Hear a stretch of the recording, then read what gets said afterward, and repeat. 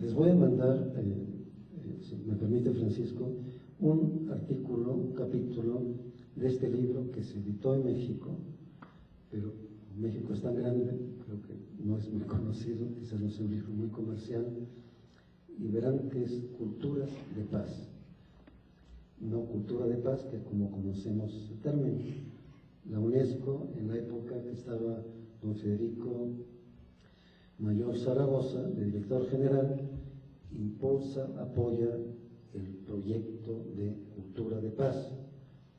La lucha por la S tiene que ver con, así como hoy en día no se discute el valor de la biodiversidad biológica, es en el mismo sentido que vamos a apostarle a la diversidad cultural.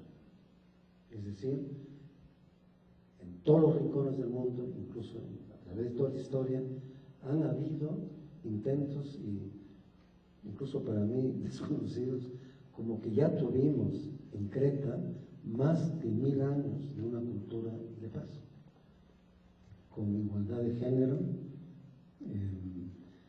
Los primeros elementos de violencia se dan a partir de la conquista de Creta por los griegos modernos, por los arios modernos, que ya tienen la ventaja competitiva de la edad de bronce con las armas, ¿no? Entonces, no es una utopía, no es una fantasía, yo creo que es una necesidad perentoria. Quienes hablan pues ya tienen 3 hijos, mi hijo menor nació en el DF, es defeño, eso me acerca más a México, y tengo 4 nietos, y claro que nos preocupa lo que vemos alrededor nuestro. Mi última compañera, que fue alumna mía en la UTLA, vive con 3 hijas ahorita en Ciudad Juárez, para que se den cuenta que es un tema que uno no puede olvidar en el día a día. Aunque Berta me dice que, a pesar que tienen alumnos y colegas que han muerto en esta violencia así, loca, ¿no?, para ponerle un objetivo, no se habla del tema. Es una estrategia de supervivencia, ¿no? Cuando uno está en el horror, prefiere negarlo, ¿no?, para poder asumir lo que se puede al día. Bueno, un saludo ahora ya para empezar con el tema formalmente y a ver cómo hacemos un lenguaje que sea accesible, ¿no?, que no sea rollo. Creo que ya estamos tan enrollados que no queremos rollo. Ahora necesitamos un poco, con todas las ideas, con todo lo que hemos aprendido de todas las ciencias, ¿no?, de la arqueología, por ejemplo, en el caso de Creta, ¿no?, es evidente que no hay elementos que recuerden, que reflejen violencia hasta después de esa conquista militar, y poco a poco van apareciendo, institucionalizándose elementos de la cultura de violencia que nos acompañan, pues, bueno, la última parte de la historia de la humanidad. Bueno, la pregunta. Me recuerdo que el primer taller de este tipo lo hice en Tlaxcala, y eran básicamente maestros como ustedes y psicólogos. Entonces salió el tema de la naturaleza humana, y que es interesante esto. El 90% de los que estábamos en ese grupo creían que la violencia es parte de un equipo, ¿no?, genético, es parte de nuestra herencia, es congénita a la especie humana. Y es una creencia, si quieren respetar esa creencia, digamos que es una hipótesis, pero que ya hoy en día está descartada. La UNESCO, en el año 86, tuvo una reunión en Sevilla con representantes de todas las especialidades que tenían que ver sobre el tema. Federico Mayor, su formación es en bioquímica, y su tema, digamos, de investigación más acercado a este tema es la bioquímica de la violencia. O sea, desde las ciencias duras, ¿no?, hasta las más blandas, en comillas, de filosofía, de etología. O sea, todo lo que pensamos que puede ayudarnos a entender la violencia humana. Y lo resumen en 5, digamos, postulados, axiomas, pero que tienen validación empírica. Es que sí, tenemos en nuestra estructura neurofisiológica esa capacidad, pero que no se canaliza, no se transforma en respuesta, en hábito violento, a no ser que pase por un proceso de aprendizaje. Y la cultura es aprendida. Cora Weiss fue presidenta de la Comisión de la Haya para un mundo de justicia y paz para el siglo XXI, que reunió el año 99 a la mayor concentración de académicos, investigadores y también activistas por la paz. Fuimos como 10.000 personas, y lo dice así: si no están los genes, está en el aprendizaje, y ahí estamos nosotros. Entonces, miren, el deslinde de lo que en inglés se llama nurture, nature, ¿no? Nature, naturaleza. Nurture es, por decir, crianza, todo lo que es aprendido. Esa dialéctica, ahí está, la interacción, ahí está. Sobre la genética, algo se puede hacer, ¿no? Hay manipulación genética del maíz, ¿no? Tenemos el maíz transgénico en el país que originó el maíz para consumo humano en la humanidad, con 300, 400 variedades, que bien puede alimentar a su población sin recurrir a esos transgénicos que enriquecen y dan un control brutal, desmedido, injustificado a esas empresas como Monsanto. Es un poco de propaganda y como agrónomo que defiende el maíz mexicano y latinoamericano y la dieta sin transgénicos.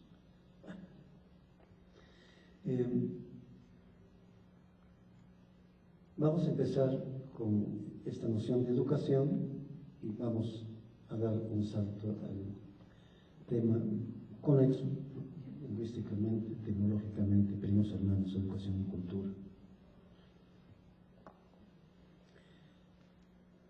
Si yo digo perro, yo estoy seguro que cada quien se imagina su tipo de perro preferido, ¿no? Un boxer, un pastor alemán, ¿no? Salchicha, en fin. Con educación nos ocurre lo mismo. Como somos maestros, pensamos en el aula, ¿no? En la escuela. Creo que estamos en un momento de redefinir la educación trascendiendo el aula, por varias razones. En los años 70 en México, en Cuernavaca, Iván Illich, al desencantarse de la tendencia elitista, de todas formas de educación formal, privada, pública, como quieran, él planteó una tesis de la sociedad desescolarizada, o sea, donde el aprendizaje continúa siempre. Estamos en el juego de enseñar a aprender, ¿no? Desde que, bueno, quizás si estamos en el ambiente intrauterino, ya no llegan mensajes por ahí. Parece que cambiamos olores y más de lo que uno sospecharía. Bueno,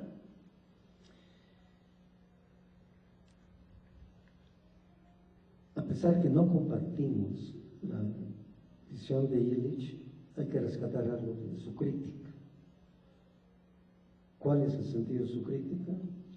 De que a pesar que México ha invertido históricamente más que casi todos los países de América Latina en educación, de alguna forma no estamos satisfechos con el resultado.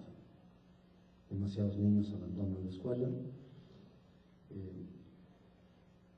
Hay muchas universidades públicas y privadas. Personas dicen que quieren aumentar el número de universidades en Puebla. Me pareció un poco raro que haya tantas universidades. ¿Cuál sería el sentido de la crítica de Iván Illich? ¿Por qué su desencanto lo lleva a decir ya no más escuelas, ya no queremos más? ¿Por qué? ¿Quién me ayuda? ¿Quién comparte su explicación sobre es una tesis muy radical, ¿no? Chao, ¿no? Que no queremos más escuelas. ¿Conocen a Iván Illich?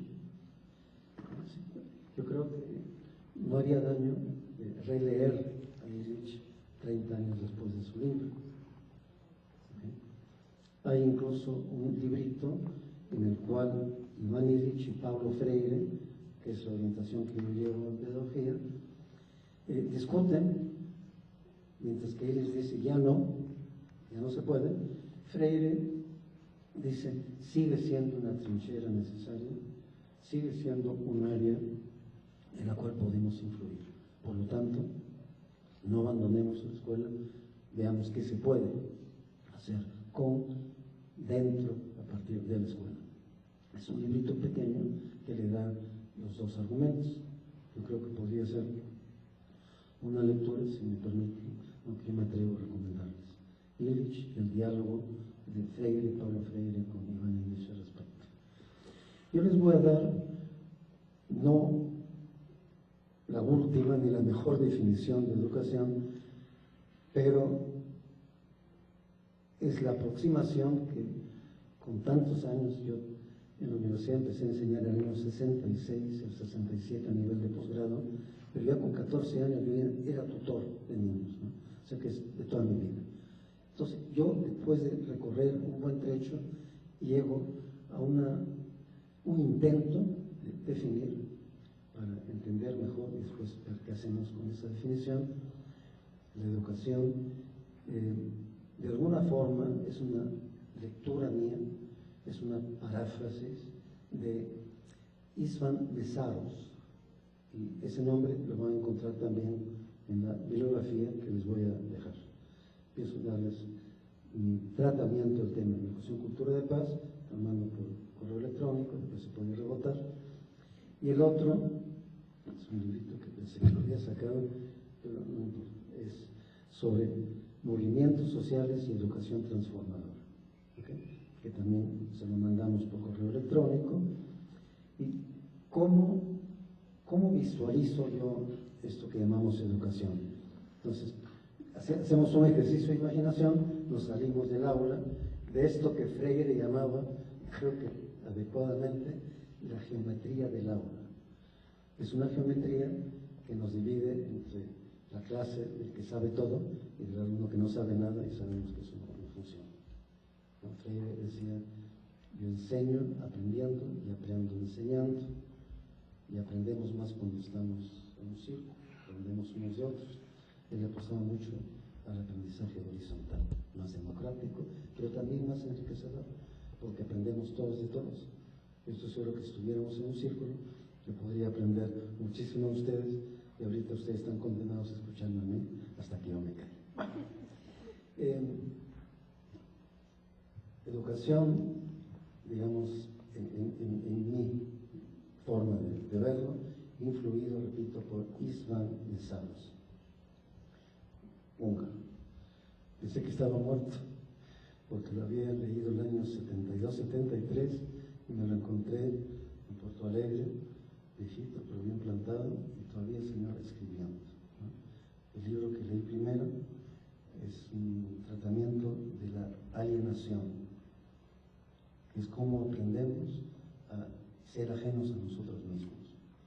Es una noción que se encuentra en Marx, ¿no? Cuando analiza cómo en el proceso de vivir, de producir, nos vamos alejando del producto de nuestro trabajo, de nuestro quehacer, nos vamos alienando unos de otros, eventualmente nos alejamos de la naturaleza, está pensando en el capitalismo industrial, y cuando nos alejamos de la naturaleza, nos alejamos del producto de nuestro trabajo, invertimos nuestro tiempo, nuestra energía vital, eventualmente también nos alienamos de nosotros mismos, ¿no? Nos enajenamos, alienamos. Entonces Meszaros da una lectura más moderna, y Freire también lee a Marx, y cuando él habla de concientización, de menos conciencia, ser más conscientes, está respondiendo al reto que nos trae Marx, que cuando nos dice cómo es que frente a los problemas que tenemos, llámese esclavitud, explotación, violencia, ¿no? ¿Por qué esperamos tanto? Cientos de años, 50 años, ¿no? Lo que dura un Franco, un Salazar en la dictadura, etc., ¿no? ¿Por qué es tan difícil organizarse para hacer algo que mejore las circunstancias que queremos mejorar, que necesitan mejorar? Entonces, hay un nexo, Marx, Mesaros y Freire. Entonces, escuchen bien, no tomen nota, dice así Mesaros: educación es la suma total de todos los procesos sociales, todos, incluyendo los interpersonales, los episodios más íntimos, ¿no? Una práctica, una comunicación, uno puede decir incluso hacer el amor, en fin, una plática de amigos, lo que ustedes quieran, ¿eh? Suma total de todos los procesos sociales interpersonales que reproducen las condiciones previas, anteriores, antecedentes, pero que también tienen el potencial de introducir elementos de cambio, de inflexión. Muy interesante esta noción, que nosotros mismos, en nuestra comunicación, en nuestras relaciones, no solamente por ahí arriba las instituciones, el papá gobierno, una señora iglesia, no, que todos estamos en ese juego por el cual reproducimos el mundo que nos antecede, lo reproducimos, pero tenemos también esa posibilidad que nos recuerda Foucault de punto contra punto, que cada intersticio de poder es una posibilidad de cambio. Y ahí radica la esperanza y la promesa de la educación. Por eso, ese famoso informe de la UNESCO, la educación es un tesoro, porque ahí radica el potencial de la especie humana para responder a todos los retos, a todos los problemas, antiguos, presentes, futuros, ¿sí? Ahí está la capacidad prometeica en esa apuesta de educación. Entonces, no es pues lo que hemos aprendido, no hemos leído en los textos. Me gustaría saber si tienen preguntas sobre.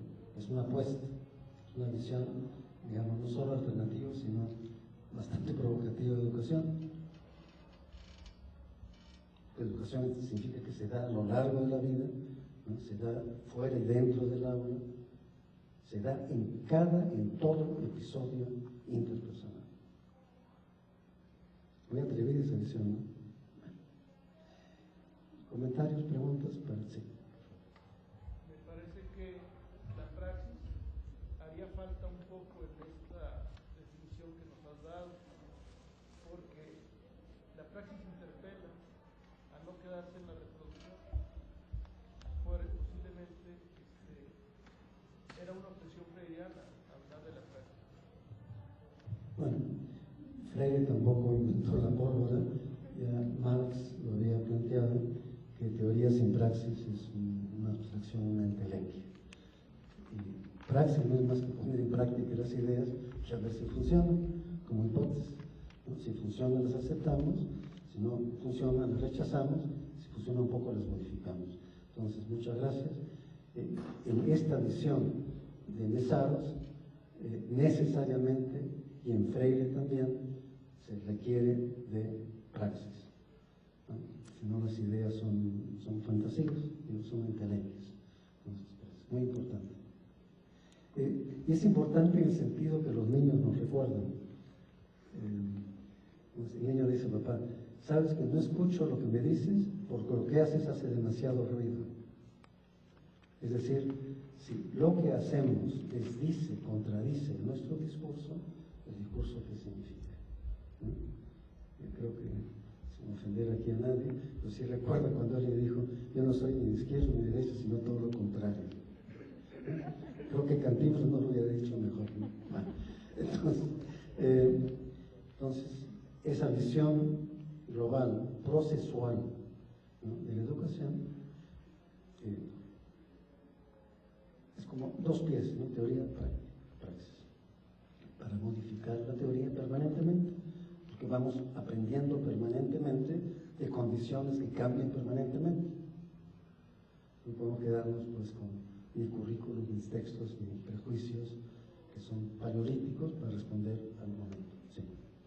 Hablamos de la praxis cuando hablamos de la praxis desde el momento en que somos congruentes con el discurso, en las aulas, ¿sí?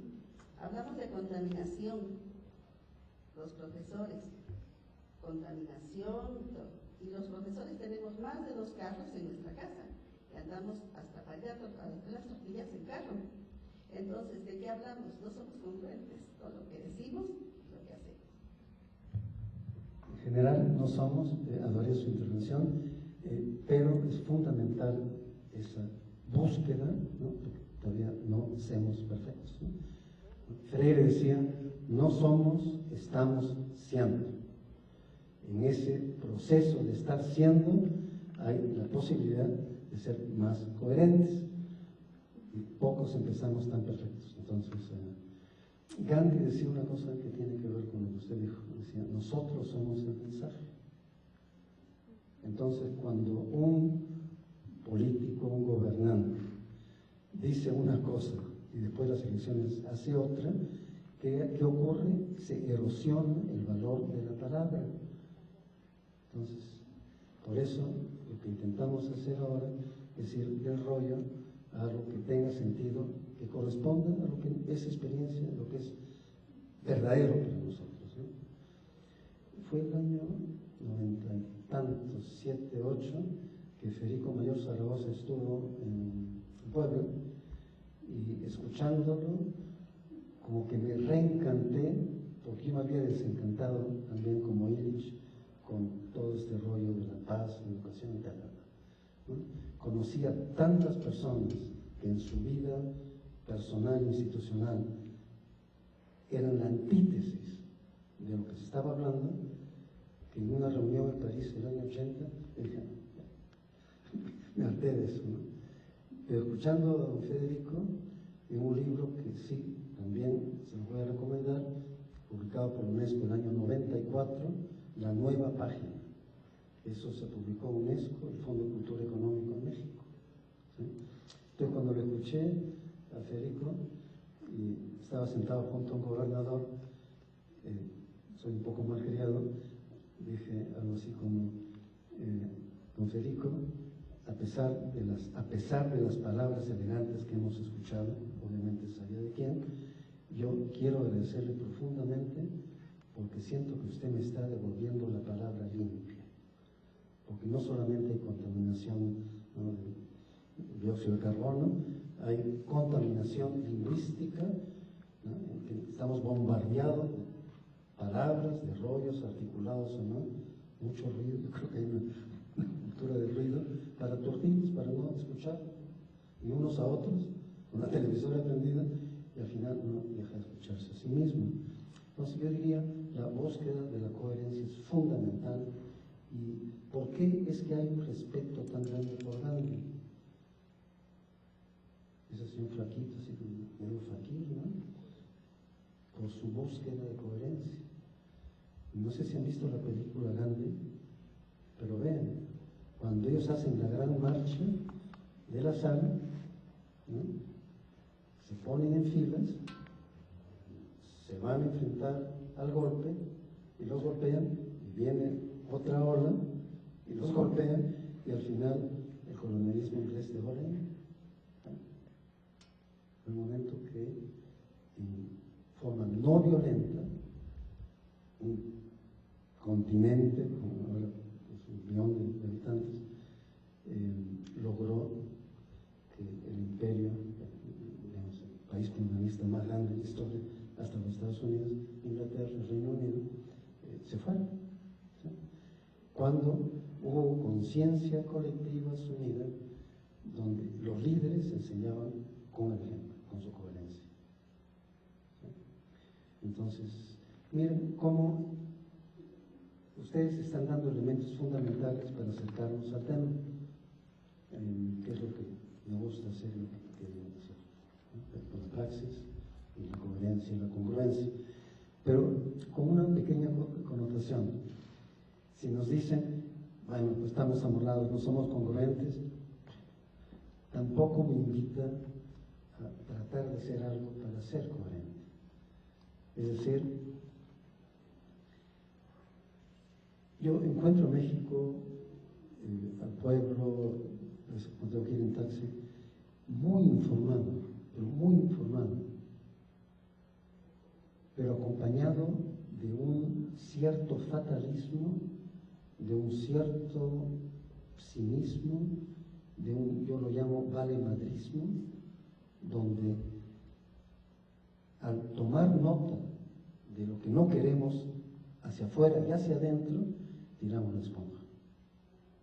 Yo creo que Freire, poco antes de morir, escribe un librito que se llama Pedagogía de la Esperanza, porque si no tenemos, y no es fácil tenerla, una esperanza que no sea ilusoria, sin una plataforma de esperanza es difícil que toda la información que tengamos podamos movilizarla para transformar y mejorar.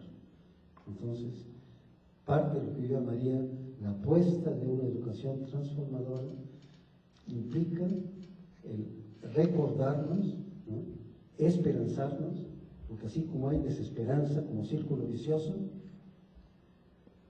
si uno escucha eso que llamamos noticia, para ser buena noticia tiene que ser muy mala, y si no, no es noticia. Yo a eso lo llamo conspiración de negatividad, parte de un sistema bien pensado, bien diseñado de control, pero sí, no se puede hacer nada.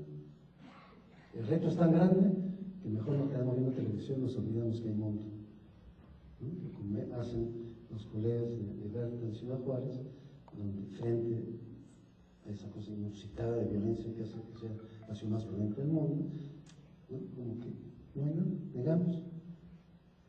Entonces sería una pequeña acotación. No somos tan congruentes como queremos ser y podemos ayudarnos a ser más coherentes, ¿no? Y ahí está el rol de la amistad. No de la amistad cómplice que nos dice todas las cosas que queremos escuchar, la amistad crítica que en base a una aceptación, una valoración del otro, permite decir, ¿sabes qué? Este aspecto, este atributo, este hábito puede ser cambiado, necesita ser cambiado. El Dalai Lama, que es uno de los maestros que a mí me inspiran, él dice que a veces los enemigos son nuestros amigos, porque nos señalan nuestros defectos, y ahí podemos corregirlos. Un problema es que los enemigos, cuando nos dicen nuestras verdades, de forma tan contundente, mentando a la madre, que uno ya no escucha el mensaje, ya no queremos corregir, ¿no? Porque decimos, no, pues, eso es la visión de mi enemigo, ¿no? Se puede rescatar que lo que me dice el enemigo señala un defecto y uno puede corregir. Entonces, eso en cuanto a educación. La cultura podríamos verlo como una construcción en el tiempo, en el cual, frente a un reto ambiental, un problema, empezamos a deliberar para ver cómo respondemos a ese reto y a ese problema, para resolverlo. Yo creo que eso sí va con la especie. Somos una especie que tiene, gracias a la capacidad de abstraer, de simbolizar, de pensar, de ensayar problemas y de soluciones antes de poner en la práctica, eso nos permite llegar a la luna.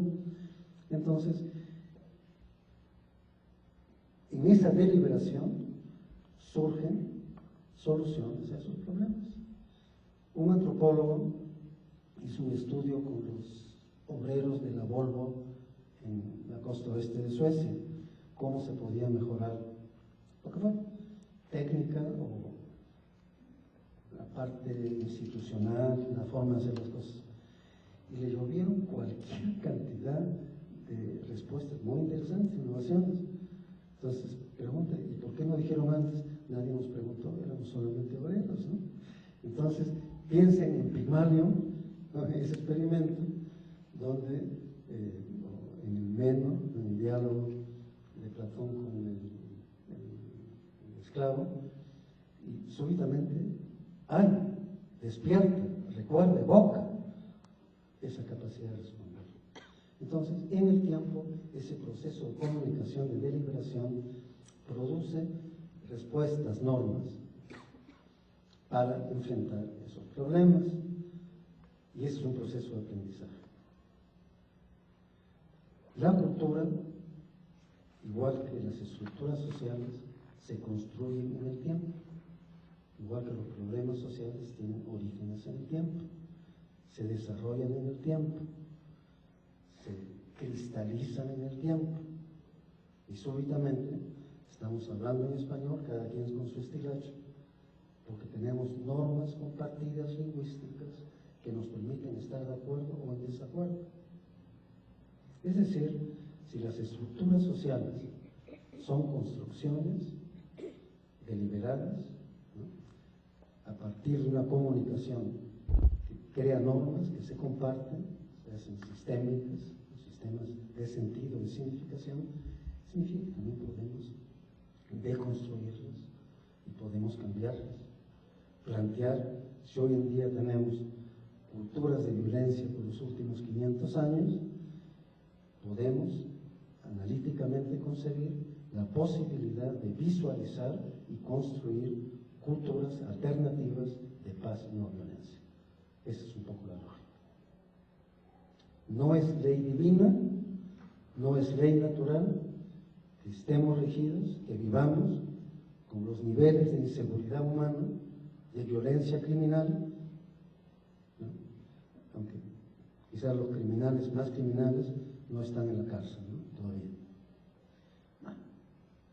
Entonces hemos cubierto de una forma bastante amplia, ¿no?, en términos, espero yo, accesibles, esta visión de educación y de cultura que nos dice: hemos creado, institucionalizado, especialmente en nuestra parte del mundo, desde el momento de la conquista colonial, 500 años atrás.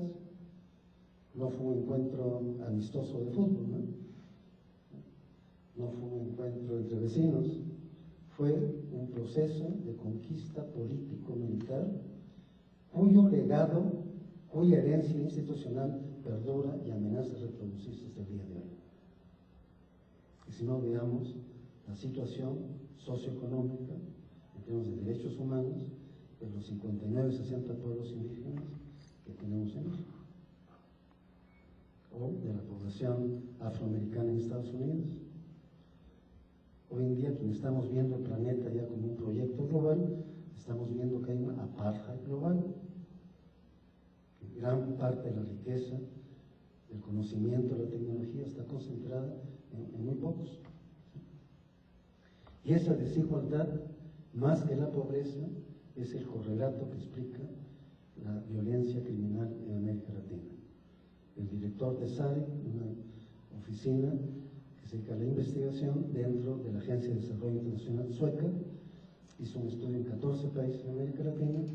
No es la pobreza, es la brecha socioeconómica en la cual países como Brasil y México tenemos la peor distribución de ingresos en el mundo. Queremos resolver, decimos, esta problemática, empecemos pues a disminuir la brecha, que no va a ser para mañana, especialmente también porque quienes disfrutan de esos privilegios, aunque no saben qué hacer con ellos, están aburridos, hay asesinatos por aburrimiento, ¿no? El reclamo de cambio suele venir de abajo y no de arriba. Y si viene de arriba es como el gato pardo, cambiar para que todo quede igual. ¿Sí? Entonces, sobre esta visión un poco rápida, demasiado amplia quizás, de educación, cultura, ya metiendo el tema de la paz, el tema de estructura y cultura de violencia, que es como yo lo pongo. La cultura o culturas de violencia están sostenidas, reproducidas por estructuras. Hay una base material para que se manifieste en el plano cultural y ideológico de las ideas, de las creencias, ¿no? Lo que Gandhi llamaba violencia estructural. Ese Gandhi realmente hay que releerlo, hay que ponerlo en nuestros currículos, si nos interesa el tema de educación, cultura de paz. ¿Qué significa violencia estructural? Para ustedes, así, ¿no? Cuando yo digo violencia estructural, ¿en qué piensan? Algo que se ha venido, algo que ha venido creando que no es fortuito que se haya venido desarrollando A mí me suena más como lo que se genera desde el hogar, desde la casa, desde las estructuras de la escuela, la familia, ¿no? A mí me gustó mucho leer a Gandhi, pero cuando yo empecé a leerlo, me impactó el saber que él empezó a cambiar, retomó la vida de otra forma cuando murió su padre, porque antes de morir su padre, él era, decía él con sus palabras, un hombre que estaba relacionado más con su forma de vida tan joven, 16, 17 años, cuando se casó, cuando tuvo a su esposa, que quería disfrutar a su esposa, tener relaciones, y así lo manifiesta él. Y cuando ponen a cuidar a su padre, le dicen que está muy grave, que está muriendo, y él, en lugar de ir con su padre, se va a tener sexo con su esposa. Y en ese lapso su padre muere.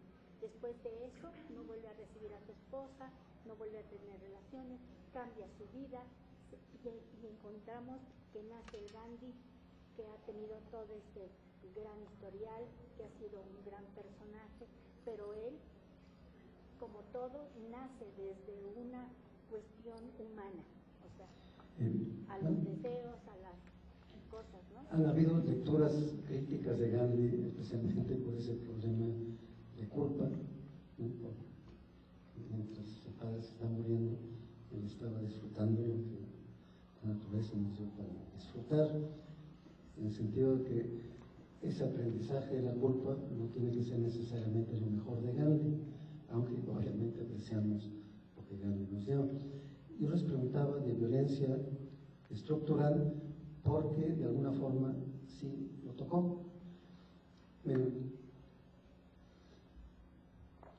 Cuando hablamos de estratificación social, es como que hemos estratificado las oportunidades de vida, de realización humana, y como está estratificada en forma piramidal, los que están en el ápice de la pirámide tienen mayor probabilidad de tener buena chamba, buenos empleos, buenos ingresos, buena salud. Bueno, me dejo entender, hay una correspondencia entre la pirámide social estratificada, reproducida para producir privilegios.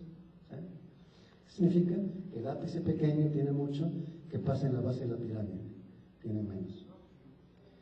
Entonces, con una lectura de la violencia estructural, acercándonos como una pirámide social, una verticalidad social, podríamos decir que la pobreza es violencia. Podríamos decir que la diferencia socioeconómica de ingresos,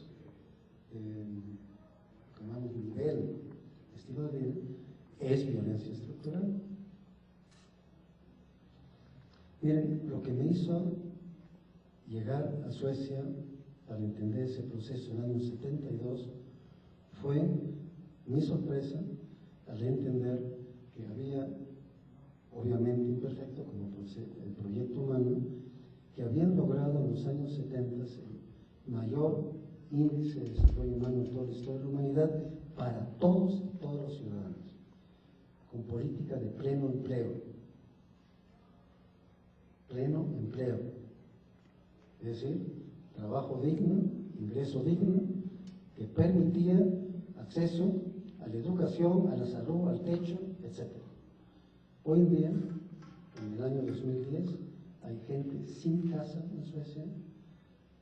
Aunque le parezca mentira, yo no tengo con mi pensión, ya estoy jubilado, para pagar a un dentista sueco como yo. Hay muchos pensionados jubilados en Suecia que no pueden pagarlo porque tienen el mismo tipo de política de gobierno neoliberal como lo que tenemos alrededor de nuestro pueblo. Ha habido, desde ese momento de encanto sobre el cual he escrito, la Universidad Complutense de Madrid me publicó esa lectura de ese momento de un proyecto que fue construcción humana. Y uno se pregunta, ¿por qué? ¿Cómo se logró una estructura menos violenta que en otras partes del mundo? Porque hay que entender cómo se logra, ¿no?, construir y mantener por un tiempo. no es que dura automáticamente por 1000 años. La respuesta a la lectura que yo le di es así. Entre 1890 y 1930, 90% de los obreros suecos se sindicalizan, se organizan. 80% de los empleados. ¿Qué ocurre? El capital, que no es tonto, dice, bueno, tenemos que pactar. El año 38 hacen su pacto histórico el capital con el trabajo, y ahí viene una política de consenso, ¿sí?, que dura hasta que el capital adquiere hegemonía y el trabajo va perdiendo. En ese momento tenemos políticas crecientemente neoliberales de privatización de todo, ¿no?, de lucro, del cortoplacismo, que se manifiesta también en la política educacional, ¿no?, lo estoy viendo alrededor mío. Hace 2 meses hemos tenido incidentes de violencia en los barrios marginales donde yo vivo, la ciudad de Uppsala. ¿Con quién? Con los hijos de inmigrantes. ¿Por qué? No hay empleo, porque están excluidos. Y fue muy curioso en el caso de los palestinos, porque en el Medio Oriente los palestinos son una élite. A pesar de la ocupación y todo, se ha logrado un nivel de alfabetismo, de escolarización, que no hay en los otros países árabes. En Suecia, esta juventud, la segunda, tercera generación, no siguen la vía de la educación porque no creen en ella. Entonces, si hablamos de educación, ya tenemos que ver las otras esferas, ¿sí? Los niños de origen asirio que hablan en arameo prefieren salirse de la escuela y empezar a trabajar más pronto, porque ahí tienen un ingreso asegurado, y si van a la escuela, por el hecho de tener un nombre, tener una cara, un rostro, un color diferente, están excluidos del mercado laboral. Entonces, interesante ver comparativamente, históricamente, estos procesos. Bueno, entonces, ahorita, educación, cultura, esa violencia, de dónde viene, cómo se aprende, y la cuestión de la verticalidad. Regreso a su comentario. Y de forma dialogada podemos entender mejor que si fuera lo que dice Chapingo, llamar un discurso magistral. No, yo prefiero este estilo. El líder sindical que dice, ¿cómo quiere que yo sea un ciudadano que participa democráticamente si la democracia se para en la puerta de la fábrica? La dueña de casa, ¿cómo quiere, ¿no?, que yo sea una ciudadana plena cuando la democracia se para en la puerta de mi casa? De alguna forma, si hablamos de democracia, tiene que cubrir todas las instancias de arriba para abajo, incluyendo la familia. Yo tengo un ejemplo un poco malcriado de una familia vecina, vivía en un pueblito fuera de Lima, en Chosica, y era un señor que ya falleció, que en paz descanse, que era muy gritón. Le gritaba a la señora, 5 hijos, y el nivel de gritos, de violencia verbal, que es una forma de verbo, de violencia, llegaba el más chiquito, Marcialito, ¿qué hacía? Le pegaba a Pillín, el perro boxer. Los boxers no son mala onda, los boxers son perros bastante buenos, y Pillín se convirtió en el terror del barrio. ¿Qué estamos hablando? La violencia doméstica, donde hay más explotación, más inseguridad, más pobreza, se horizontaliza la violencia vertical. Entonces, en paz descanse, no Marcial, pero me permite ejemplificar lo que a veces nos es difícil. Eso en el plano familiar, pero lo podemos ver en la escuela, y lo podemos ver en todas las esferas, en todas las instituciones que reproducen las estructuras de violencia que hemos heredado. Si hablamos, toqué el tema del indígena. Hace 3-4 días escuché a uno de mis grandes maestros mexicanos, Rodolfo Steinhagen, que fue el reportero de Naciones Unidas 2 periodos de derechos de pueblos indígenas, que logró en noviembre de 2007 la primera declaración histórica de derechos de los pueblos indígenas, lo cual hace que los pueblos indígenas de todo el mundo lo veneren y que los gobiernos no lo quieran. Bueno, estábamos en la Ciudad de México quizás 10 años atrás, y Magdalena Gómez, que la pueden leer en la jornada, había reunido a representantes de varios pueblos indígenas, 90% quizás mexicanos y otras partes de América Latina. Miren, sonrío, pero es terrible lo que les voy a decir.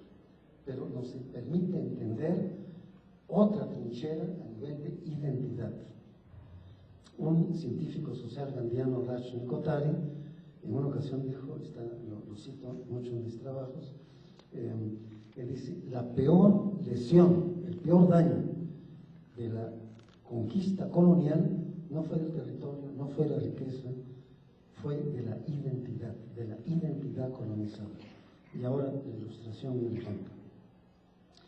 Un compañero levanta la mano y dice, en mi pueblo, en mi comunidad, las autoridades mataron a mi mujer y me dieron 1,000 pesos.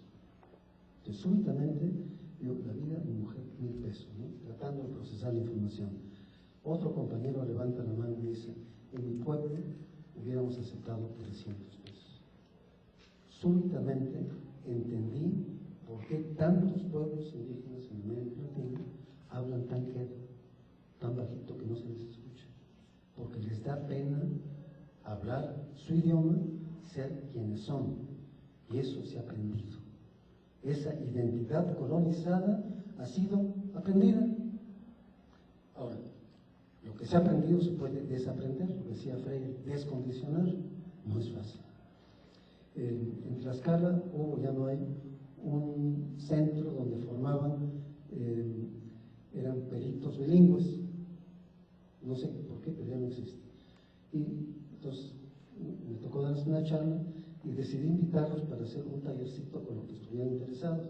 Y vinieron 6 diferentes etnias y empezamos así a trabajar ya con más calma, menos gente. Y le voy a decir que yo me asusté cuando súbitamente uno de los compañeros sacó todo ese resentimiento acumulado por 500 años, ¿no? Un tipo de rabia que sí aflora y no se canaliza, es autodestructivo. Recuerden ustedes que el gran porcentaje de movimientos violentos han sido insurrecciones que no tuvieron éxito. Y cuando tuvieron éxito, ocurrió que muchas veces al llegar al poder reproducían patrones anteriores. Es decir, cuando hablamos hoy en día de a través de la educación generar culturas alternativas de justicia y paz, tenemos que aprender de los errores, de las aberraciones del siglo pasado, lo que llamamos reformadores no reformados, ¿no? Por un lado hablando de justicia y pegándole a la mujer cuando me siento mal, ¿no? Entonces, miren cómo de alguna forma sus comentarios me han permitido ir aterrizando, no como lo había planeado porque tenía mi agenda, pero de alguna forma dándole sentido a esta preocupación que tenemos como educadores, porque sí tenemos una responsabilidad especial. ¿Preguntas, comentarios? Sí, ¿sabe qué? Yo me encantó lo que han dicho, pero quisiera dar oportunidad a otras personas también, ¿sí? O sea, no es poder escucharlas a ustedes, pero no sé si hay o no hay. ¿Hay o no hay? A ver. Muy interesante los conceptos que está usted diciendo. Entre ellos me llama mucho la atención. ¿Me escuchan? Por favor. Vamos a potenciar el medio de comunicación. Me llama mucho la atención el que la violencia estructural, como nos las ha explicado, es lo que genera más violencia o una violencia generalizada, sistémica. Estamos conscientes aquí en México que existe esa violencia estructural. Vemos como unos cuantos que están en el vértice de la pirámide social tienen todo, unos sueldos elevadísimos, cuando hay quien carece de lo más estricto.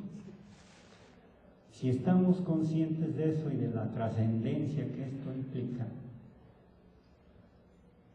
no hay propuestas, no las he oído, para cambiar esta violencia. ¿Qué hacer? ¿Cómo proceder para ir transformando? La educación sabemos que pues a lo mejor puede lograrlo a lo largo de quién sabe cuánto tiempo. Se ha oído desde mucho tiempo, desde que era joven, oía que la educación es lo único que puede transformar a una sociedad. Pero si actualmente hemos visto, como se ha señalado por usted, que la educación se ha vuelto selectiva, y me llama mucho la atención el que un funcionario de la Secretaría de Educación Pública Estatal invitaba a todas aquellas personas que pudieran demostrar sus conocimientos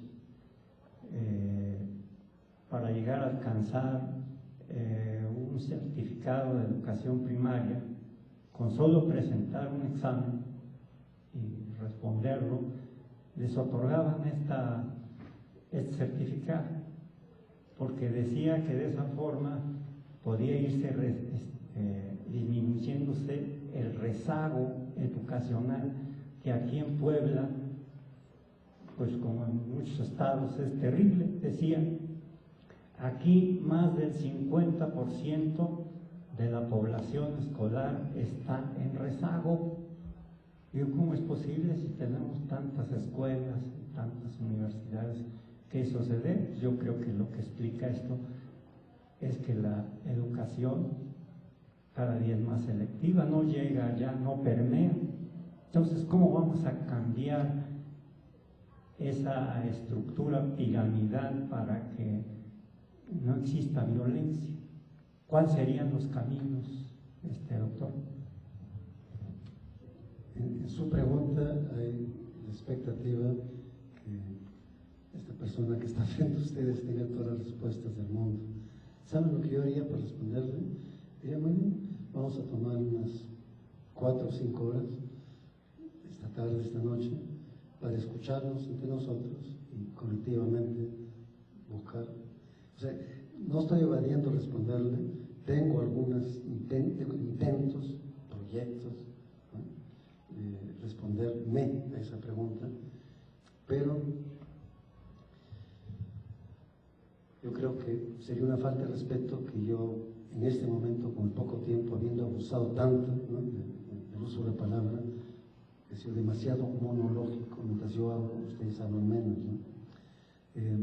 Yo creo que la respuesta no tiene que venir ni del maestro ni de nosotros, sino tómense el tiempo, un momento, para tocar esa problemática, escucharnos entre todos.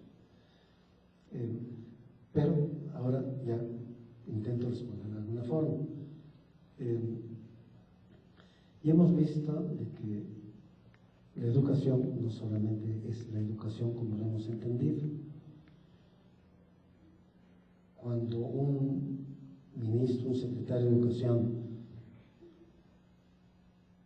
hace ley, formula leyes, disposición, normas jurídicas para organizar, hacer las cosas,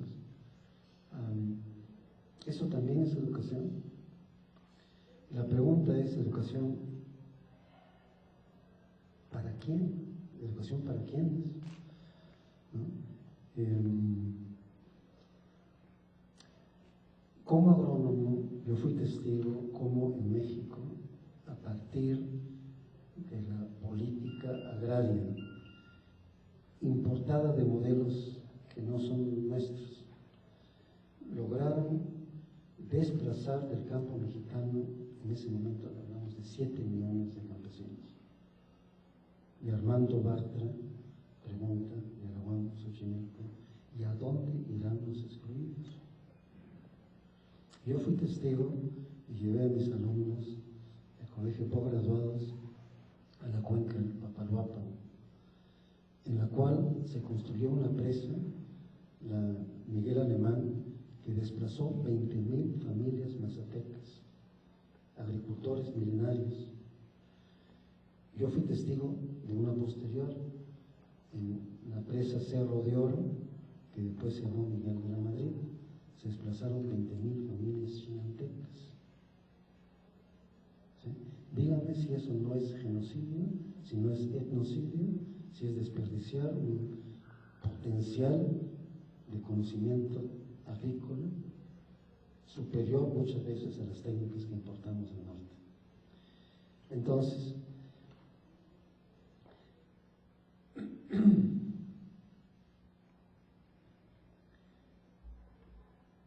yo creo que su pregunta refleja su seriedad, su preocupación con un cosmético, con un rollito más de los tantos, para, con esa cultura de la formalidad que tenemos de los diplomas, decir, bueno, pues ya tiene usted su credencial y con eso va a mejorar la educación. En los últimos años yo me he dedicado a trabajar más con maestros, estoy en Tijuana, en Mexicali, en Ensenada, en Toluca. Me doy cuenta que muchas veces ni siquiera los maestros conocen la última disposición que viene de la Secretaría de Educación. Y tampoco digo que lo que viene del centro sea lo mejor para la periferia. ¿Sí? Yo creo que lo que usted nos acercó como su pregunta de la familia, yo diría que toda esa esfera de la educación es crítica para reproducir no solo lo que no queremos, lo que es problemático, ese rezago escolar que no queremos, sino también la farsa, lo que se hace, se dice, se norma en nombre de la educación. Yo trabajo con el doctor Luis Benavides, que ya me han escuchado, uno de los grandes pedagogos mexicanos y latinoamericanos. ¿Cuánto lo escuchan a él, que tiene demostrado, es apreciado a nivel internacional como pedagogo? Muchas veces la gente que no lo escucha. Y tenemos una persona que analiza, ¿no?, lo que ocurre en el sector educacional mexicano en cada sexenio. Yo a mis alumnos de Tijuana le llevaba lo que él había hecho para analizar la última imposición que vino en la SEP. Yo soy alumno de él también. Entonces, no se trata solamente de analizar a nivel estatal o a nivel nacional. Yo creo que de alguna forma, en el ámbito que tenemos, nos habla de descentralización, que hay una mayor autonomía, real o ficticia, no sé, ustedes me dirán, para poder hacer más en el plano nuestro, lo que se puede, lo que se quiera. Yo les voy a dar un ejemplo que conozco de cerca, de Ángela Antunes, que es la directora pedagógica del Instituto Pablo Freire en São Paulo. Ella trabajó más de 10 años en un barrio bastante desfavorecido, pobre, con violencia. Y su tesis doctoral, su trabajo, tiene que ver con la democratización de la gestión de la escuela. Bien, estamos hablando ya no solo de la familia, ¿no?, en la fábrica, sino también en la escuela. En su investigación, que es un poco investigación-acción, hace ensayos, son interesantes, son sugestivos. Invita a participar no solo a la directora, a los maestros, sino a todos los estamentos que trabajan en la escuela, incluyendo consejos escolares de los alumnos serios, ¿no?, que están comprometidos con su escuela. Y una cosa que hace, que me pareció muy interesante, incluye al vecindario, rompe el muro visible e invisible entre escuela y barrio. De esa forma permite dos cosas: que esa escuela refleje el vecindario y que el vecindario se identifique, se sienta corresponsable por la escuela. Miren, vandalismo, robos disminuyeron dramáticamente. En otro municipio, con las tasas más de violencia, crimen, encarcelamiento, se llama Alborada, trabajé con el equipo de educación municipal, abrieron el patio de la escuela para que los niños del barrio jueguen, porque no había parque. Lo mismo, bajaron los niveles de vandalismo, etc. O sea, no tiene que ser una cosa mágica que el gobierno va motu propio a hacer los cambios que queremos, pero hay ámbitos en que sí podemos hacer algo que además, al ser socializado, inspira para hacer más cosas, que no estamos solos. Yo creo que hay mucha gente que comparte ese tipo de inquietud que usted ha compartido con nosotros. Le voy a responder un ejemplo de Suecia. Tengo un amigo joven que está terminando su doctorado en educación. Su padre, chileno, desapareció cuando asesinaron a Allende. La madre salvadoreña me invitó para que hablara con maestros de las áreas periféricas de Estocolmo que trabajan con jóvenes inmigrantes, de problemas, ¿no? Los niños inmigrantes, segunda, tercera generación, abandonan escuelas, tasa de deserción, etc. Están sobre representados en la cárcel, drogas, en fin, todo. Aquí también creo que vemos ese fenómeno. Y entonces me encuentro con, que serían unos 25 o 30 maestros, y me bastó entrar a la mesa, y si era un círculo cuadrado. Yo diría que la primera impresión que siempre tenemos es de que era un grupo de gente deprimida, ¿no? Con una sensación que no podían hacer nada. ¿Qué ocurría? Sobrecargados de alumnos, de carga burocrática, no se reunían, no hablaban entre ellos, y en ese aislamiento se reproducía el sentimiento de impotencia para poder hacer algo. Entonces, yo, como voy escuchando y aprendiendo con mis alumnos, es más fácil en el círculo. Pregunté básicamente maestros, veteranos, casi todos, 30, 40 años de edad. Pero si ustedes quisieran cambiar algo para mejorar sus condiciones de trabajo, de enseñanza, ¿no? de vida, ¿qué harían? Yo me recuerdo que de este lado una maestra, pero de adentro, tiempo. ¿Cómo que tiempo? Sí, no tenemos tiempo. Desde que la escuché, he dado cuenta crecientemente que algo ocurrió, que no tenemos tiempo. Tiempo para estar, para hacer, para conversar, ¿no? Como en una época se hacía en la familia, ¿no? La tertulia, ¿no? Ahora tenemos la televisión ahí, ¿no? Y algo ocurrido que nos han recortado el tiempo, que es muy importante estar con uno mismo, ¿no? Ayer comentaba de que quizás demasiado, ¿no? Ahí se puede escribir poemas, pero que debemos reapropiar tiempo para poder conversar, dialogar, aprender unos de los otros y apoyarnos. Dejar de ser átomos aislados, que somos buenos cuando consumimos, no somos buenos consumidores. Entonces, todo eso, directa e indirectamente, nos devuelve al tema que nos ha reunido. Decimos, no está en la biología y la genética, no está en los antidepresivos, no está en las lobotomías, ¿no? Está en un afán, en una visión que hoy día, de alguna forma imperfecta, está siendo formulada por el Foro Mundial de Educación, que surge en 2001 para acompañar al Foro Social Mundial, que ya tiene su segundo evento del 2 al 4 de mayo en la Ciudad de México.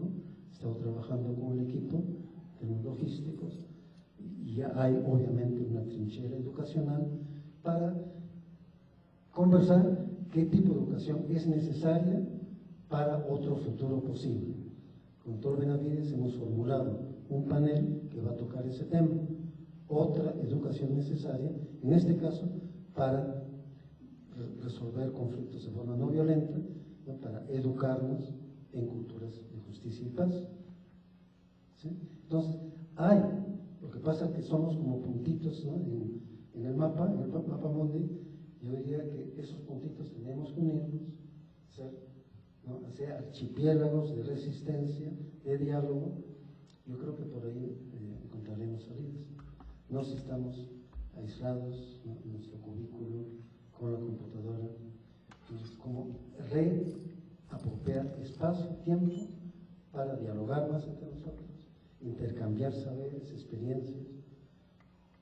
Yo creo que por ahí encontraríamos caminos de praxis, caminos reales, ¿no? Lentos, no fáciles, a eso le apostamos. Yo creo que hablé más de la cuenta, pero tenemos tiempo para, no sé si quieren hacer una pequeña pausa o seguimos hasta las 3, seguimos hasta las 3, si alguien tiene que salir, sale, ¿no? Y regresa. Yo les plantearía que traigan preguntas puntuales, podrán leerme, no les pido que estén de acuerdo conmigo, ¿no? Si me demuestran equivocado, aprenderé con ustedes también. El correo electrónico lo dejo. Es una cosa interesante. Hablamos de educación a veces como periodos, vamos a decir, que están desarticulados. Yo veo más y más el proceso de aprendizaje-enseñanza como un proceso en el tiempo. Y nuestro diálogo se inició hoy, pero el día de mañana, ¿no? De alguna forma u otra, podemos seguir discutiendo, conversando, aprendiendo, ¿no? Unos de otros. Ahora sí, digamos, la audiencia tiene la palabra. Yo intento escuchar y aprender con ustedes y después responder lo que se pueda. Y muchas gracias realmente por su atención. Miren, cuando yo llegué, lo sentí, pues cada quien estaba en la suya. Poco a poco pude ver cómo lo que hablábamos era suficientemente interesante como para verlos más y más interesados. Y miren, uno siente físicamente esa tensión. Significa que no estamos, como se dice, volando, ¿no?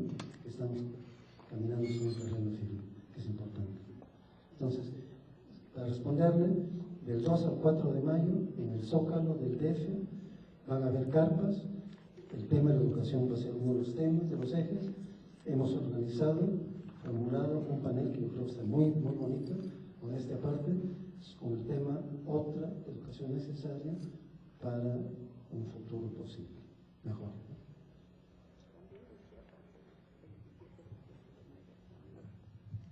También en Chiapas, en San Cristóbal de las Casas, el foro de pobreza y exclusión, en San Cristóbal de las Casas, y en Industria Gutiérrez 27 y 28, también sobre género, para dar una ponencia el rector de la UNAM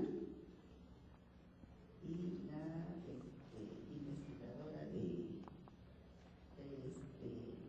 Distrito Federal, ¿cómo se llama?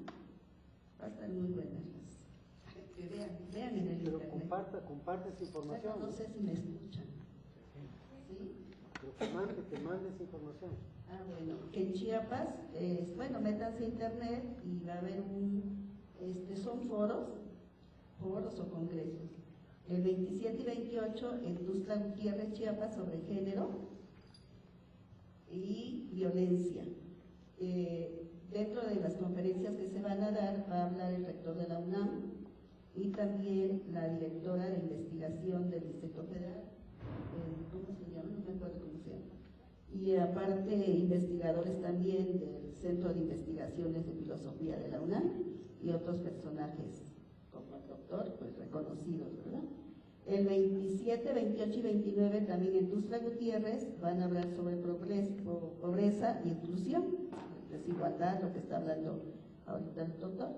Entonces, aparte el foro que va a haber en México, que también es convocado por la UAM, Xochimilco, por el IFAL, hay otro también, o no sé si sea diferente. Hay varias iniciativas. Bueno, pero las personas pues que estamos interesadas en este tipo yo creo que no nada más los que estamos acá, debemos de ser todos, propiciar esto, fomentarlo, porque cuando yo ingresé, le comentaba yo a las señoritas que estaban aquí, a mí me mandaron la invitación de mi facultad, ayer la recibí, y a mí me interesa esto porque yo después quiero contarles una experiencia propia de todo lo que usted está hablando, ¿sí? Entonces, yo les pregunté que les van a dar diploma, porque si les dieran diploma, estuvieran aquí todos los profesores. Como es gratis, todos estuvieran, ¿sí o no?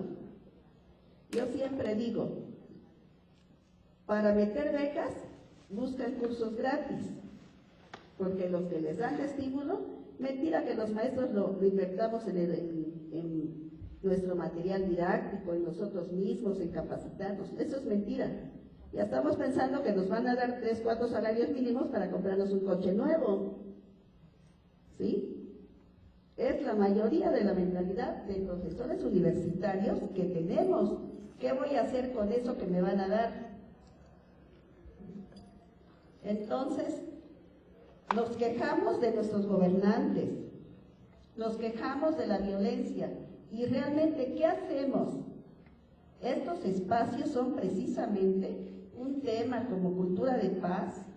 Caramba, todos tenemos esa gusanito en casa que queremos una cultura de paz en México. ¿Qué queremos de nuestro país?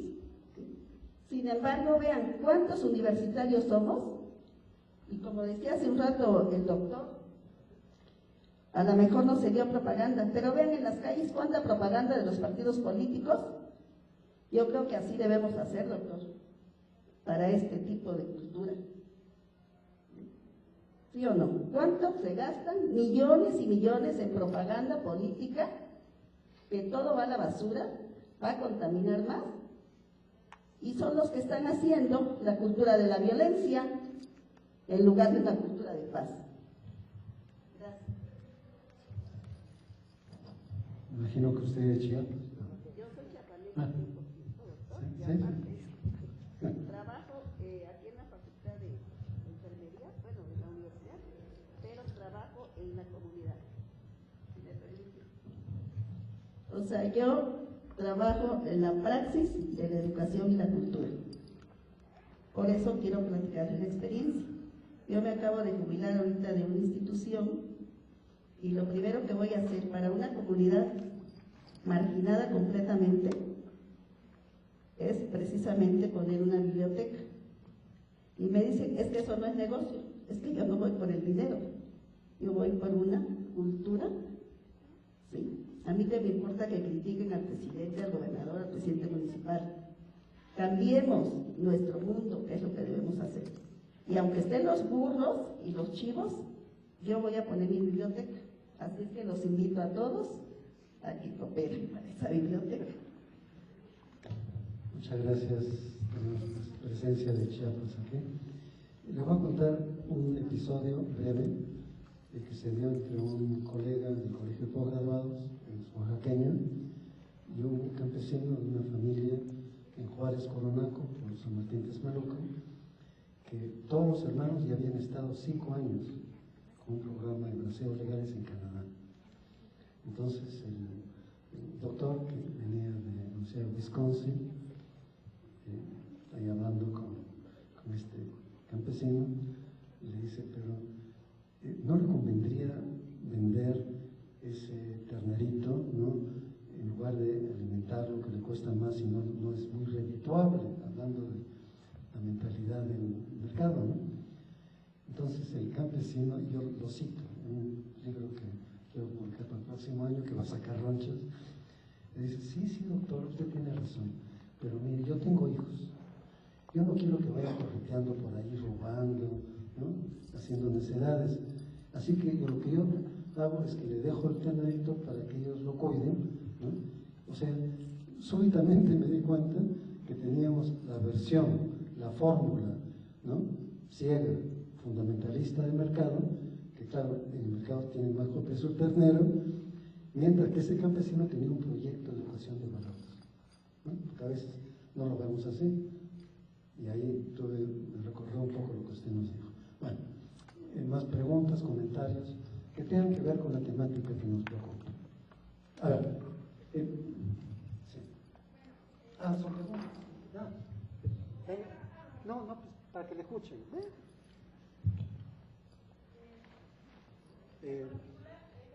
No, toma el micro. Agarra el micro.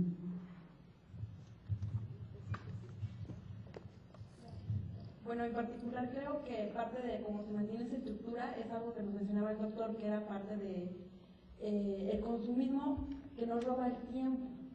A mí como joven me preocuparía hacer la principal pregunta es, ¿qué me recomendaría para librarme un poco del consumismo? Gracias a ti. Yo creo que ahí hay una de las claves, una forma de definir la cultura que hay quienes la llaman global, es a partir de ideología, ¿no?, de la propaganda, de la publicidad, del consumismo, que para hacer hay que consumir.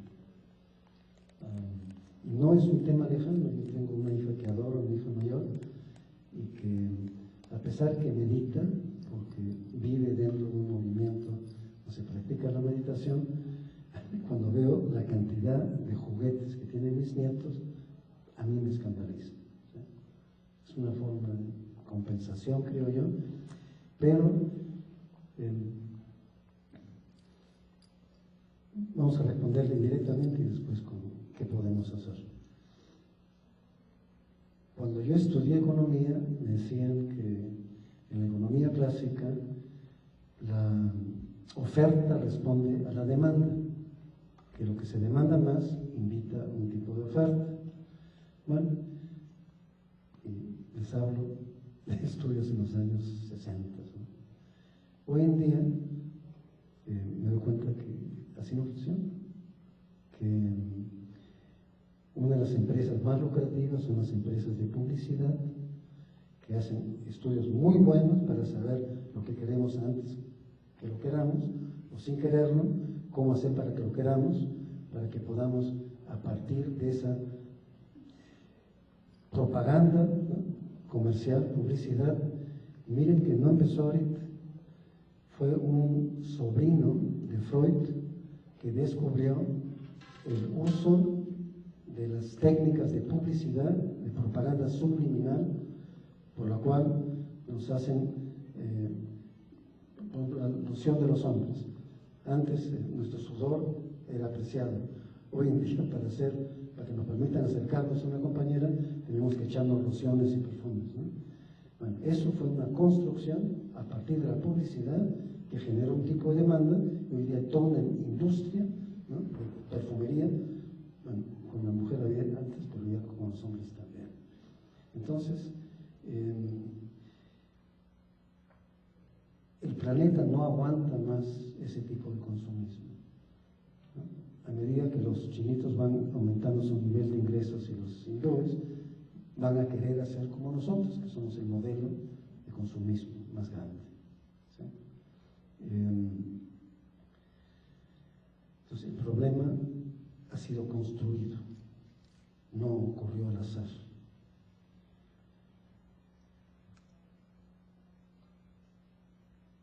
¿Qué podemos hacer para valorar la vida y valorarnos a nosotros sin consumir tanto?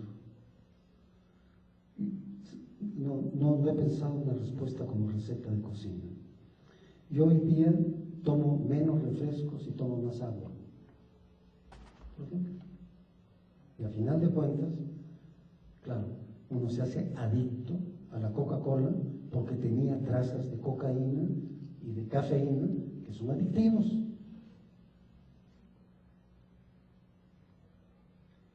Que es algo que yo podría hacer.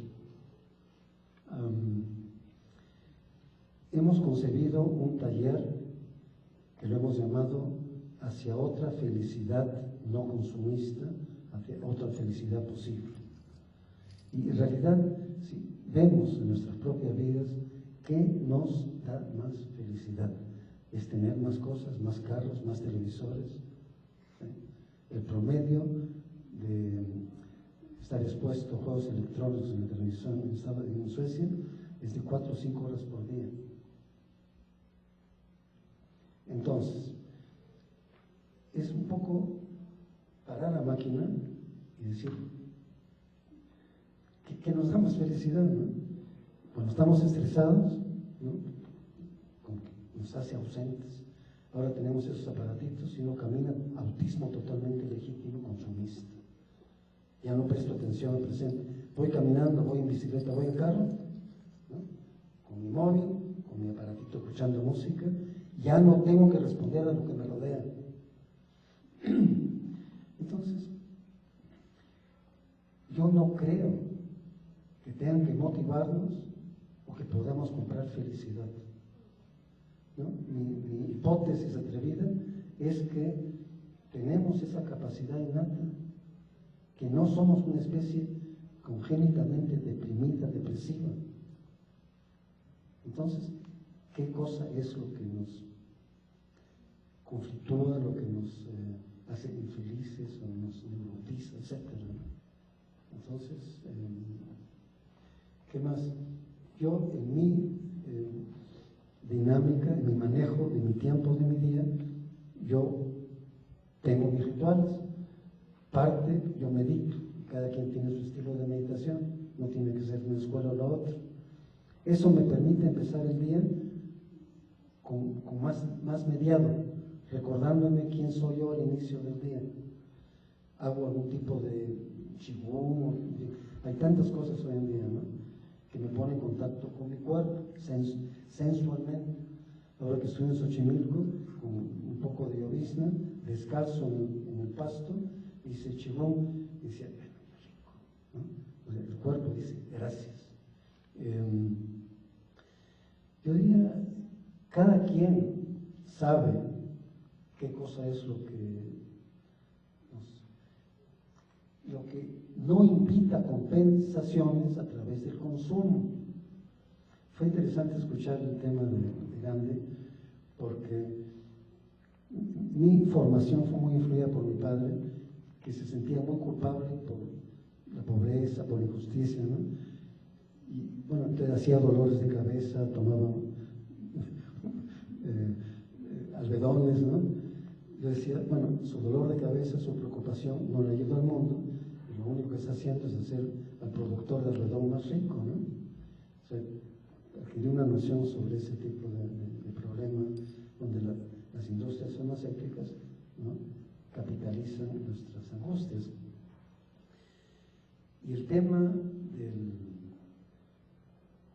¿cómo se puede decir?, de la gratificación o el placer como parte de la vida. Tengo una amiga, es una autora feminista, Rian Eisler, habla español, tiene un libro que se llama El cáliz sin espada, en la traducción literal.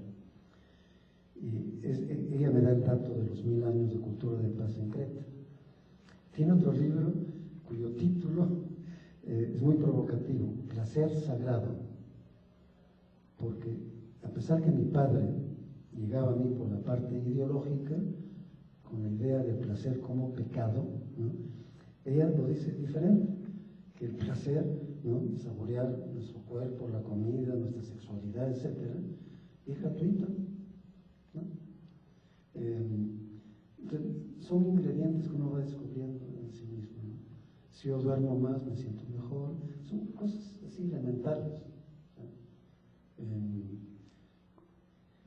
¿no? No sé cómo más responderle, pero yo recibí un correo electrónico de un pariente que no nos conocemos y me decía que había mucha violencia y mucha droga en México. Entonces le devolví la gracia, ¿no? Y le digo, ¿qué hace que en Estados Unidos hay un mercado de consumo de drogas que a su vez invita la oferta de México, Perú, Bolivia, ¿no? Esa visión etnocéntrica, ¿no?, de ese señor que vive en Estados Unidos. Y yo le digo, mi hipótesis es de que hay tal vacío existencial que lo llenan con drogas, podría llenarlo con otras cosas, ¿sí?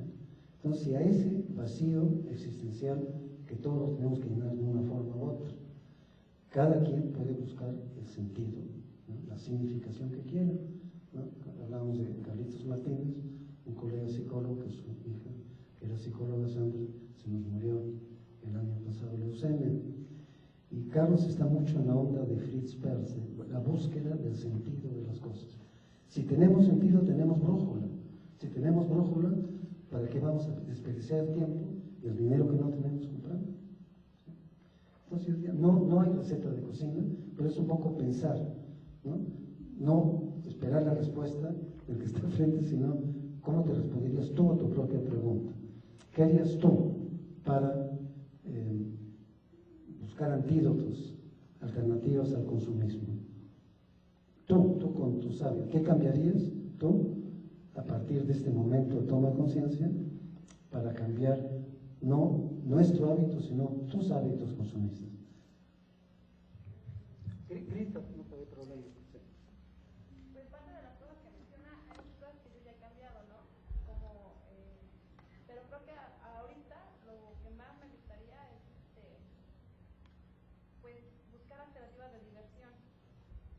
Por ejemplo, pues a lo mejor jugar ajedrez con mi familia o el dominó, porque luego mi hermana es muy dada a que vamos al cine.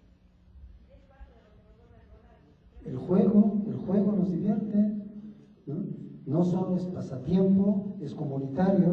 El juego generalmente reúne personas y ahí surgen conversaciones, tiempo para el juego, por ejemplo. ¿Vale? ¿Algo más? ¿Vale? Okay. Estamos tocando temas que tienen que ver muchísimo con eso. ¿Cuáles podrían ser? Perdón.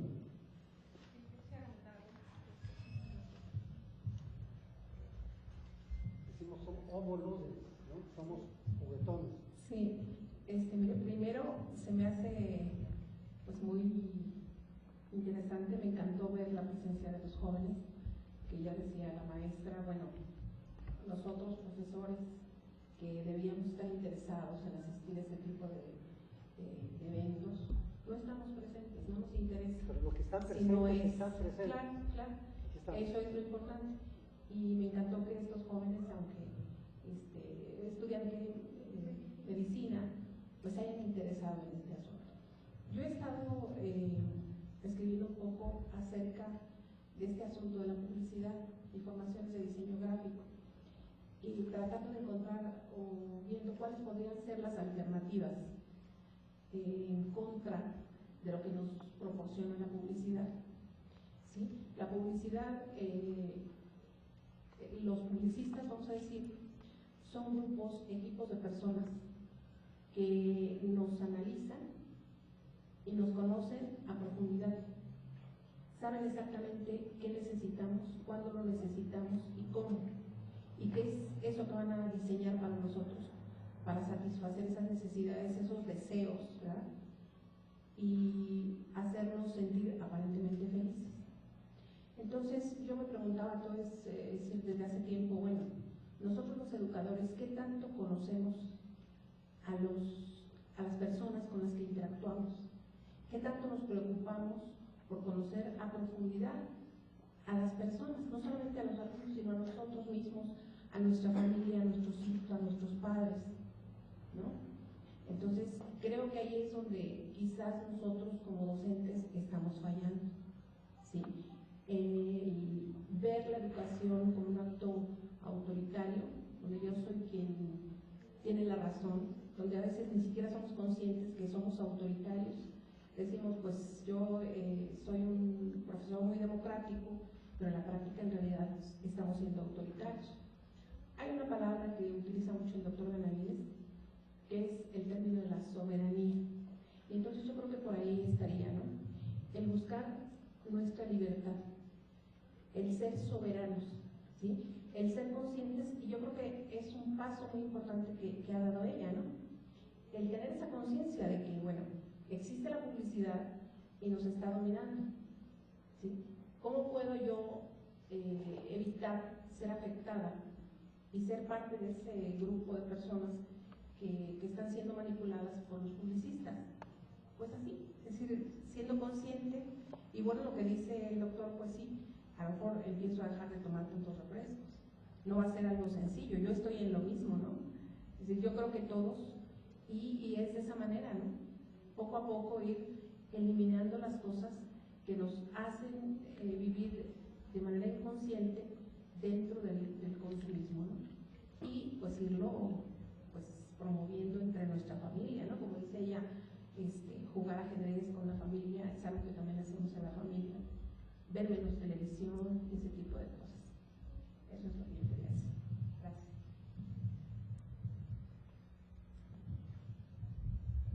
Gracias, compañera. Soberanía también es una forma de hablar de poder, ¿no? De estar menos en poder de los medios y reapropiar, como decimos, tiempo y también poder. Y es un fenómeno del cual hablamos, pero a veces nos es difícil abordarlo. Y con algunos ejercicios, con jóvenes de 12 a 16 años, hicimos un taller con 600 jóvenes, hicimos un experimento para ver cómo podíamos problematizar, hacer más consciente el tema de la democracia, que tiene que ver con poder. Democracia es poder compartido. Les hicimos una pregunta, que es un elemento que usa Freire, ¿no? La pedagogía de la pregunta, que cada quien, los hacíamos en grupos de 150 alumnos, que cada quien haga una lista con las 10 personas que influyen más sobre su vida. Y lo fuimos poniendo en la pizarra. Rellenamos la pizarra, ¿no? Cargos, personas, etc. Y después le dije, bueno, ¿qué vemos en la pizarra? Nombres, ¿no? Cargos de la directora, primer ministro, Bush, en esa época, etc. Y bueno, eso tiene que ver con poder. Es gente que está influyendo en nuestras vidas, gente que tiene poder sobre nuestras vidas. No siempre nos consultan, ¿no? Bueno. Entonces, si ese fenómeno de poder se da a nivel de sociedad, se da a nivel de Naciones Unidas, se da a nivel de familia, de escuela, etc., empezamos entonces a decir, si eso ocurre, puede ocurrir en forma más igual o más desigual. Entonces llevamos el tema más cercano, que la gente pudiera saborear el concepto. Dijimos, bueno, ese fenómeno de poder se da en las relaciones de amistad, en las relaciones íntimas. ¿Sí? Miren que casi mecánicamente, por gravitación, en todas las relaciones íntimas de amistad ya hay un fenómeno de poder. Una vecina, una ceramista italiana, le dice que el día que le gritó a su marido y el marido hizo esto, se definió la relación de poder en esa relación. En general, en 99.99% de las relaciones que yo he conocido, hay asimetría en ese aspecto. Entonces, súbitamente uno empieza a darse cuenta que el poder no solamente está allá a nivel de gobierno, está a nivel de la pareja, ¿no? de lo más íntimo, lo que parecía menos político. Y sin embargo, hay una política en la experiencia interpersonal cotidiana, ¿no? Vamos a ir al cine, vamos a ir al teatro, qué película vamos a ver, qué vamos a comer hoy día. Y miren que hay una especie de automatismo que alguien decide, ¿no? Dice, puede ser el marido, puede ser la mujer, etc. Entre las edades, realmente son, bueno, pues también hoy en día que son los niños los que imponen y los manipulan, ¿no? Pero muy interesante verlo así, irlo subiendo. Naciones Unidas, a veces lo vemos como el ensayo internacional para, se pensó, ¿no?, para traer paz al mundo. ¿Cuál es el poder en Naciones Unidas? Lo que llamamos Consejo, mal llamado Consejo de Seguridad, cuyos 5 países con poder de veto, que es el poder real, son los países que ganaron la Segunda Guerra Mundial, que producen mayor número de armas, que se venden, que se usan, y al usarse crean inseguridad. Así que yo le llamo hoy día a ese consejo el Consejo de Inseguridad de las Naciones Unidas. Le hemos encargado al zorro que nos dé seguridad a las gallinas, imagínense. Es decir, tenemos que reapropiar, redefinir las cosas para que signifiquen algo, desde lo más chiquito, ¿no?, las relaciones íntimas, hasta lo más grande. Yo creo que estamos en ese proceso de plantearnos, ¿no?, si este proyecto insostenible, injusto, desigual, que pasa por la educación también, lo queremos, y si no lo queremos, ¿cómo lo reemplazamos? En el Foro Social Mundial decimos, otro mundo, otros mundos son posibles, y ahora ¿cómo los construimos? Y la respuesta no puede venir sobre mí, tiene que venir de todo lo que estamos en ese barquito, que es un planeta celeste, muy generoso, hasta ahora nos ha alimentado, y ojalá que no lo tornemos, ¿no? Tengo un par de preguntas. Según su experiencia universitaria, ¿cuáles son los ejemplos más significativos de una cultura de violencia institucional en la universidad? Vamos a ver si desciframos la pregunta. así. Las instituciones son microcosmos que reflejan, ¿no?, esa violencia estructural a nivel nacional e internacional.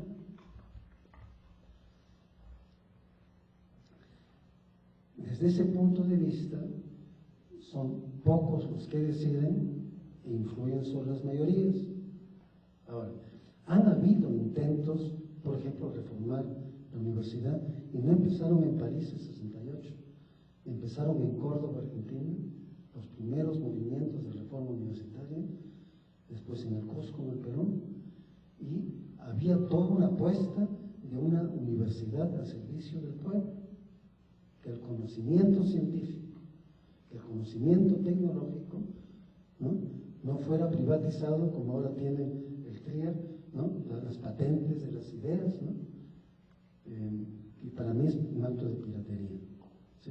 Entonces, en un proyecto alternativo de otros mundos posibles, yo diría, muy bien, vamos a reapropiar el tiempo, vamos a reapropiar el aire, el agua, los recursos naturales, la universidad, el conocimiento, la tecnología, para todos, y no para los poquitos que se han pirateado el mundo. Entonces, la universidad. Ahora, ¿qué ha ocurrido? No sé si conocen la figura del tercio estudiantil. En muchos casos, les hablo ahora del Perú, se pervierte, y ha ocurrido en Chapín, donde también he enseñado, el sentido del tercio estudiantil como poder de cogobierno, porque se generan clientelismos, ¿no? Tú me apoyas, tienes buena nota, te acuestas con, en fin, todo lo que se da, ¿ok? Entonces, sin embargo, no es necesario que así sea. Yo fui miembro del tercio estudiantil, sabíamos las reglas mejor que los profesores. Los profesores nos tenían miedo, éramos buenos alumnos, pero sabíamos las reglas del manejo de la universidad. Se ha perdido un poco esa seriedad. Y se está perdiendo también entonces el sentido del tercio. Entonces, así como con la escuela, el currículum, ¿no? ¿Por qué el currículum es como es? ¿Por qué se presenta así? Si mi escuela y mi región es diferente, ni siquiera el idioma es el mismo, ¿no? Entonces, hoy en día tenemos un reto muy interesante con la educación indígena. El lunes, martes, la Universidad de México, ¿no?, un foro para discutir la educación de los pueblos indígenas, etc. Y tiene que ver con poder, con democracia. Ahora,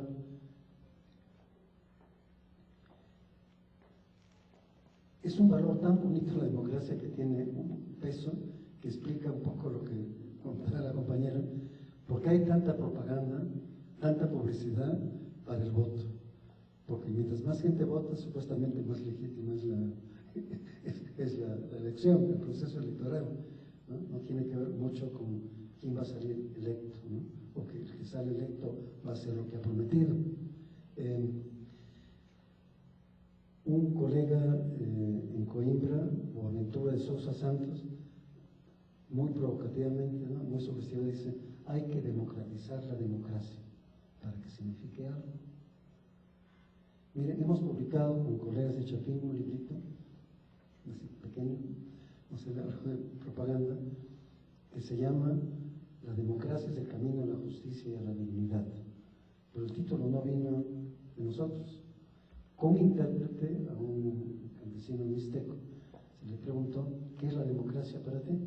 Y la respuesta para él fue: la democracia es el camino a la justicia. Bueno, ojalá fuera así, ¿no? Un mundo más democrático y más justo. Pero nos entró la duda, porque quizás no entendíamos suficiente lo que nos quería decir. Se le devolvió la pregunta y dijo: es el camino a la justicia y a la dignidad. Autovaloración. Y ese título del libro, el subtítulo: democratización en áreas rurales, ¿sí? Entonces, ¿qué significaría una universidad estructuralmente menos violenta, en la cual los diferentes estamentos seriamente, comprometidamente, con información, nos metemos seriamente en ese juego, y si no se desvirtúa? ¿Cómo se fomenta la educación por la paz en el aula. Ahora tenemos gente que está generando juegos no competitivos, juegos para estimular la cooperación y que son sumamente divertidos, ¿no? Por ejemplo, estamos sentados, poco a poco van sacando sillas y cómo se arregla la posibilidad de que todos los que estamos en ese cuarto podamos estar sentados. Bueno, eventualmente se sientan en las rodillas aquí de Francisco, nos vamos sentando 2, 4, 6, 8, y eventualmente todos los que estamos en el aula podemos estar sentados, pero en una visión, digamos, creativa. Freire decía, en lo que somos imbatibles, porque no hay límites, no hay escasez, es con nuestra fantasía, nuestra creatividad, es apostar a nosotros mismos. ¿Sí? Es mucho más divertido el tipo, si tuviéramos aquí los 15, 20 que hemos aguantado, y le digo, toca guitarra, Francisco, tú cantas, tú tocas piano, ¿no? Y la pasaríamos muy bien, muy divertido. Sin necesidad que nos diviertan, que pagamos para que nos diviertan. Yo creo que es un poquito eso, creo, ¿no? Entonces, el aula puede ser menos cuadriculada, el aula puede dar espacios para que la gente participe incluso por igual, porque si nos dividimos el tiempo por igual, es como decir todos valemos igual. Eso, ¿no? No porque tenemos más títulos o hemos estudiado más, somos mejores. Ese es un gran error. Es una distorsión, una división del trabajo lineal, del trabajo intelectual, del trabajo manual, por ejemplo. En fin, creo que tendríamos, y estoy admirado que hayan aguantado una sesión más larga de lo anticipado, llegamos un poco tarde, pero si tienen más preguntas, aguantamos, entonces yo estoy dispuesto, no sé, ¿sí? ¿Bien? Entonces, muchas gracias y estamos pues en esta trinchera. Muchas gracias.